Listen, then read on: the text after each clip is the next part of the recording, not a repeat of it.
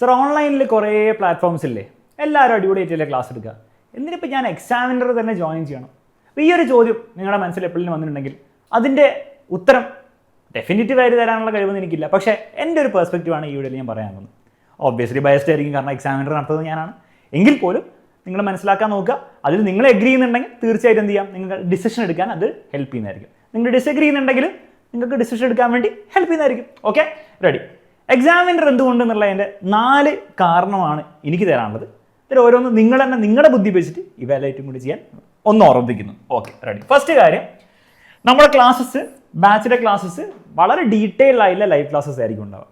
അപ്പം എക്സാമിനറിൻ്റെ ബാച്ചിലൊക്കെ നേരത്തെ പഠിച്ച കുട്ടികൾക്ക് അറിയാം, നമ്മുടെ ക്ലാസ്സിലേക്ക് വരും, ബാച്ചിൻ്റെ ക്ലാസ്സിലേക്ക് വരുമ്പോൾ വളരെ ഡീറ്റെയിൽഡ് ആയിട്ട് എടുക്കുക. വെറുതെ ഡീറ്റെയിൽ എന്ന് പറഞ്ഞാൽ നിങ്ങളുടെ സമയം കളയാൻ വേണ്ടിയുള്ള ഡീറ്റെയിൽഡ് അല്ല. എക്സാം ഏത് ലെവലിൽ വന്നാലും, അപ്പോൾ നിങ്ങൾക്കറിയാം ഇനിയുള്ള വരുന്ന വർഷങ്ങളിൽ എന്തായാലും എക്സാം ടഫായിരിക്കും. അപ്പോൾ നിങ്ങൾ കണ്ട എക്സാമിന് കുറച്ചൊരു ഫ്ലേവർ മാത്രമേ കിട്ടിയുള്ളൂ, 1-2 എക്സാമിന് മാത്രമേ നിങ്ങൾ ആ ഫ്ലേവർ കിട്ടിയിട്ടുണ്ടാവുള്ളൂ ടഫിൻ്റെ. +2 എല്ലാ പരീക്ഷയും അങ്ങനെ തന്നെയായിരുന്നു. ആ +2 മോഡലായിരിക്കും താഴേക്ക് ഇനി വരാൻ പോകുന്നത്. അപ്പം അങ്ങനെ വരുമ്പോൾ എക്സാം എന്തായാലും ടഫാവും എന്നുള്ള കാര്യത്തിൽ ഒരു സംശയമില്ല. മിനിമം നോക്കുകയാണെങ്കിൽ ഒരിക്കലും ഈസി ആയിരിക്കില്ല ഇനി ഉണ്ടാവുക, മിനിമം മീഡിയം, മീഡിയം അല്ല ടഫ്, ആ രീതിയിലായിരിക്കും ഇനി ഉണ്ടാവുക. +2 അങ്ങനെ തന്നെയായിരുന്നു ഉണ്ടായിരുന്നത്.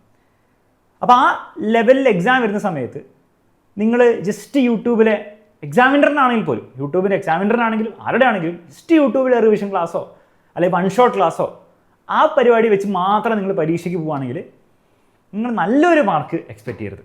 നിങ്ങൾക്ക് പാസ്സാവാൻ പറ്റും, മേ ബി ഒരു 70-75% ഒക്കെ മാർക്ക് കിട്ടാൻ വരുമായിരിക്കും. അതിൻ്റെ മുകളിൽ നിങ്ങൾ ഇതുവരെ ചിലപ്പോൾ നിങ്ങൾക്ക് കിട്ടിയിട്ടുണ്ടാവും. ആ ഒരു കോൺഫിഡൻസിൽ അടുത്ത വർഷത്തേക്ക് പോകരുത്, അതിനുള്ള ചാൻസ് വളരെ കുറവാണ് കാണുന്നത്. അപ്പോൾ അവിടെയാണ് നമ്മുടെ ഈ ഡീറ്റെയിൽ ആയ ക്ലാസ് വരുന്നത്. ഡീറ്റെയിൽ എന്ന് പറയുമ്പോൾ വെറുതെ അനാവശ്യമായിട്ട് കുറേ വലിയ കാര്യങ്ങൾ പറയല്ല. First year text book coverage, text ബുക്കിൽ എല്ലാ ഇമ്പോർട്ടൻറ്റ് ടോപ്പിക്സ് നമ്മൾ കവർ ചെയ്യും. അതിൻ്റെ കോൺസെപ്റ്റ് കൊണ്ട് ഓറിയൻറ്റഡ് ആയിട്ടായിരിക്കും നമ്മൾ പഠിപ്പിക്കുക.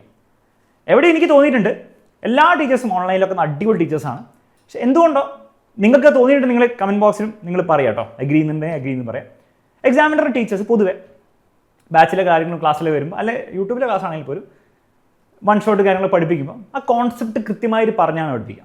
ഇതിനർത്ഥം ബാക്കിയുള്ളവരങ്ങനെ ചെയ്യാറില്ല എന്നൊന്നും നല്ല ഉദ്ദേശം, പല നല്ല ടീച്ചേഴ്സും ഉണ്ട്. പക്ഷേ പൊതുവെ ഞാൻ ട്രെൻഡ് കണ്ടിട്ടുണ്ട്, അതായത് കോൺസെപ്റ്റൊക്കെ കൃത്യമായിട്ട് പറഞ്ഞ് പഠിപ്പിക്കാറുണ്ട്. വീണ്ടും it's not a hate thing, പലരും ചെയ്യാറുണ്ട്. പക്ഷേ ജനറലി കുറച്ചും കൂടി കൂടുതൽ എക്സാമിനർ ടീച്ചേഴ്സ് ചെയ്യാറുണ്ട് എന്നുള്ള എൻ്റെ ഒരു ഒബ്സർവേഷനാണ്. ജനറലി ഞാൻ കാണുമ്പോൾ നിങ്ങൾക്കങ്ങ് തോന്നേണ്ട നല്ല കാര്യം, ഇല്ലെങ്കിൽ കുഴപ്പമൊന്നുമില്ല. അപ്പോൾ അത് നിങ്ങൾ ഇനി ഹെൽപ്പ് ചെയ്യും. ഇത്രയും നാളും ഭയങ്കരമായിട്ട് ഹെൽപ്പ് ചെയ്തിട്ടുണ്ടോ എന്ന് ചോദിച്ചാൽ ചിലപ്പോൾ ഉണ്ടാവില്ല. കാരണം അങ്ങനെ കോൺസെപ്റ്റ് മനസ്സിലാക്കി പഠിച്ചതും കൊണ്ടും വേഴ്സസ് നിങ്ങൾ വെറുതെ ബൈഹാർട്ട് കോഡും ട്രിക്സും വെച്ച് പഠിച്ചതുകൊണ്ടും ഈസി എക്സാം ആകുമ്പോൾ ഒന്നും വലിയ ഡിഫറൻസ് ഉണ്ടാവില്ല. കാരണം ആർക്കും പരീക്ഷ മാർക്ക് കിട്ടും. പക്ഷേ എക്സാം ലെവൽ കൂട്ടിക്കഴിഞ്ഞാൽ ആ കോഡ് പരിപാടി, ട്രിക്ക് പരിപാടി അതൊന്നും അത്ര വർക്കാവില്ല. കോൺസെപ്റ്റ് മനസ്സിലാക്കി പഠിച്ചു കൂട്ടിക്ക് സംഭവം വർക്കാവുള്ളൂ. അപ്പോൾ അത് ഇനി ഒരു മാറ്റം വരാൻ പോകുന്നൊരു കാര്യമായിരിക്കും എന്നാണ് എൻ്റെ ഒരു പ്രഡിക്ഷൻ. നമുക്ക് നോക്കാം. അപ്പോൾ ആ ഒരു കാര്യം നമ്മൾ കണ്ടിട്ടുണ്ട്. അത് ഇനി അങ്ങോട്ട് എന്തായാലും എക്സാമിനറുടെ ഭാഗത്ത് ഇങ്ങനെ ആയിരിക്കും.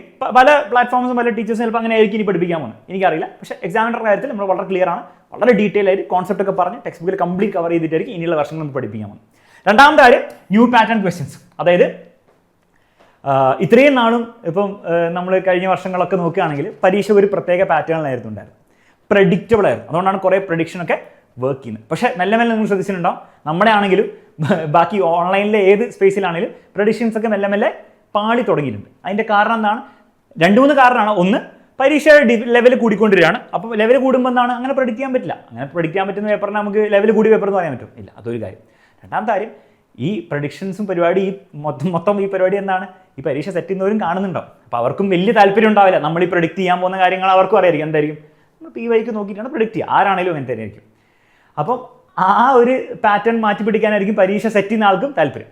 ഒബ്വിയസ്ലി പരീക്ഷ സെറ്റ് ചെയ്യുന്ന ആൾ യൂട്യൂബിൽ ആരാ പഠിപ്പിക്കുന്നത്, എങ്ങനെ പഠിപ്പിക്കുന്നത് നോക്കാനൊന്നും പോകുന്നില്ല. പക്ഷേ ഓവറോൾ ഞാൻ ട്രെൻഡ് പറയാണ്. അപ്പോൾ അതുകൊണ്ട് തന്നെ നിങ്ങൾ ഒരിക്കലും വിചാരിക്കരുത് ഇപ്പോൾ പഴയ ഏതെങ്കിലും റെക്കോർഡ് ക്ലാസ് എടുത്ത് കണ്ടിട്ടോ അല്ലെ യൂട്യൂബിലെ പഴയ ക്ലാസ് കണ്ടിട്ട് ആ രീതിയിൽ പഠിച്ചാൽ മാർക്ക് കിട്ടും എന്ന് വിചാരിക്കുന്നുണ്ടെങ്കിൽ നിങ്ങൾക്ക് തെറ്റി, അത് നടക്കില്ല. പുതിയ രീതിയിലുള്ള പാറ്റേൺ, അതായത് നമ്മൾ +2ൻ്റെയും കാര്യത്തിൽ നമ്മൾ എക്സാം ഒക്കെ ഒബ്സർവ് ചെയ്താൽ എങ്ങനെയാണ് ടഫായിട്ടുള്ള ചോദ്യങ്ങൾ അവർ ചോദിക്കുന്നത് എന്നുള്ള ഒരു രീതിയുണ്ട്.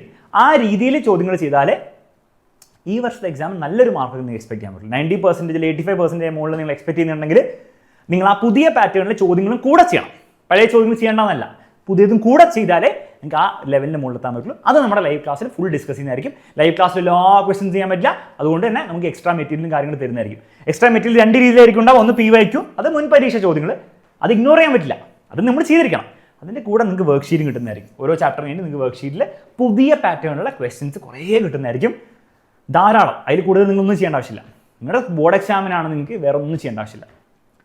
റെഡി? ഇത് കൂടാതെ നമ്മൾ ഡിഫറൻഷ്യേറ്റ് ചെയ്യുന്ന ഒരു കാര്യമാണ് എക്സാംസ്. പിന്നെ എല്ലാവരും ഉണ്ടാവും, പിന്നെ വലിയ സംഭവമാക്കുന്നില്ല. നമ്മുടെ എക്സാമിനറുടെ ബുക്ക് ഹൈ ക്വാളിറ്റി ബുക്കായിരിക്കും നിങ്ങൾക്ക് കിട്ടാൻ പോകുന്നത്. ആ ബുക്കിലും നിങ്ങൾക്ക് എന്തുണ്ട് എക്സ്ട്രാ നോട്ട്സ് ഉണ്ടാകുന്നതായിരിക്കും. അപ്പോൾ ക്ലാസ്സൊക്കെ ചെറിയ പ്രശ്നം എന്താണെന്ന് വെച്ചാൽ ക്ലാസ് പഠിക്കാൻ കൊള്ളാം, പക്ഷെ റിവൈസ് ചെയ്യാൻ ക്ലാസ് അത്ര നല്ലതല്ല. പ്രത്യേകിച്ച് ലെങ്തി ക്ലാസ്, ലൈവ് ക്ലാസ് ഒക്കെ ആണെങ്കിൽ റിവൈസ് ചെയ്യാൻ അത്ര നല്ലതായിരിക്കില്ല. അതിൻ്റെ നോട്ട്സ് നിങ്ങൾക്ക് യൂസ്ഫുൾ ആയിരിക്കും നമ്മൾ നോട്ട്സ് തരുമ്പോൾ, പക്ഷെ അത് വീണ്ടും പോയി എപ്പോഴും നമ്മൾ കണ്ടുകൊണ്ടിരിക്കാൻ പറ്റില്ല. അപ്പോൾ ആ ഒരു സാഹചര്യത്തിൽ പ്രത്യേകിച്ച് എക്സാമിനോട് അടുക്കുമ്പോൾ നിങ്ങളും ഫീൽ ചെയ്ത ഒരു കാര്യമായിരിക്കും എപ്പോഴും ഈ ക്ലാസ് കണ്ടുകൊണ്ടിരിക്കാൻ പറ്റില്ല. ഏറ്റവും യൂസ്ഫുൾ ആയുള്ള കാര്യം എന്താണ്? ബുക്സാണ്. അപ്പോൾ എക്സാമിനറിന് കിടിലൻ സ്റ്റഡി മെറ്റീരിയലാണ്, അതിലൊരു സംശയമില്ല. പഠിച്ചവർക്കൊക്കെ അറിയാം, പഠിച്ചവർക്ക് മാർക്കും കിട്ടിയിട്ടുണ്ട് വെച്ചിട്ട്. കാരണം അതിൽ ഇഷ്ടംപോലെ ചോദ്യങ്ങളുണ്ട്. ആ ചോദ്യങ്ങളും നമ്മൾ അപ്ഡേറ്റ് ചെയ്താണ് കൊണ്ടിരുന്നത്. അതും ഇങ്ങനെ പഴയ ചോദ്യങ്ങൾ മാത്രം വെച്ചിട്ടല്ല, പുതിയ ചോദ്യങ്ങളായിരിക്കും വരിക, പുതിയ പാറ്റേണിലായിരിക്കും ചോദ്യങ്ങൾ നമ്മുടെ ബുക്കിലുണ്ടാകും. ഇത്രയും കാര്യങ്ങളാണ് എക്സാമിനർ ആക്കുന്നത്. ഇതുകൊണ്ട് നിങ്ങൾക്കൊരു അഡ്വാൻറ്റേജ് തോന്നുന്നുണ്ടെങ്കിൽ ഒന്നും ആലോചിക്കാനില്ല. ഫീസും കാര്യങ്ങളൊക്കെ താഴെ കൊടുത്തിട്ടുണ്ടാവും. ബാച്ചിൻ്റെ ഫീച്ചേഴ്സ് നിങ്ങൾക്ക് അറിയാം. ഇത് തന്നെയാണ് ഫീച്ചേഴ്സ്. ഇതുകൂടാതെയും ഫീച്ചേഴ്സുള്ള കാര്യം നിങ്ങൾക്ക് അറിയാം.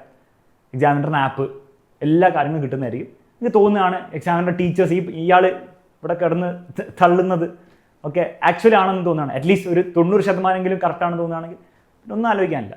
നന്നായി പഠിക്കാനൊരു മനസ്സുണ്ട്, നല്ല മാർക്ക് കിട്ടാൻ ആഗ്രഹമുണ്ട്, അതിനോടൊപ്പം തന്നെ എഫേർട്ട് ഇടാൻ. കാരണം ഇതൊക്കെ വെറുതെ ഫീച്ചേഴ്സ് മാത്രമാണ്. ഇതിൻ്റെയൊക്കെ അവസാനം നിങ്ങൾ പണിയെടുക്കണം, അല്ലാണ്ട് നടക്കാൻ പോകുന്നില്ല. തന്നെ PYക്ക് തല കയറാൻ പോകുന്നില്ല, തന്നെ ലൈവ് ക്ലാസ് ഇവിടെ കയറാൻ പോകുന്നില്ല. മനസ്സിലല്ലേ? അത് നിങ്ങൾ തന്നെ എഫേർട്ട് ഇടണം, നിങ്ങൾ തന്നെ ചെയ്യേണ്ട കാര്യമാണ്. പക്ഷേ അത് എക്സാമിനറുടെ സഹായത്തോടെ ചെയ്ത് നല്ല മാർക്ക് കിട്ടുന്ന നിങ്ങൾക്ക് ഒരു തോന്നലുണ്ടെങ്കിൽ നമ്മുടെ ബാച്ചിലേക്ക് ക്ഷണിക്കുകയാണ്. അടിച്ച് പൊളിച്ച് നമുക്ക് നെക്സ്റ്റ് ഇയർ പഠിക്കാം. ഓക്കെ, അപ്പോൾ ഇതാണ് എൻ്റെ ഒരു പെർസ്പെക്റ്റീവ്. നിങ്ങളുടെ വേറെ എന്തെങ്കിലും പെർസ്പെക്റ്റീവ് ഉണ്ടെങ്കിൽ തീർച്ചയായിട്ടും, അല്ലെങ്കിൽ സെയിം പെർസ്പെക്റ്റീവ് ഉണ്ടെങ്കിലോ എന്താണെങ്കിലും നിങ്ങളുടെ ഒരു അഭിപ്രായം തീർച്ചയായിട്ടും കമൻറ്റ് ബോക്സിൽ കമൻറ്റ് ചെയ്യുന്ന പ്രതീക്ഷിക്കുന്നു. മറ്റൊരു വീഡിയോയിൽ വീണ്ടും നമുക്ക്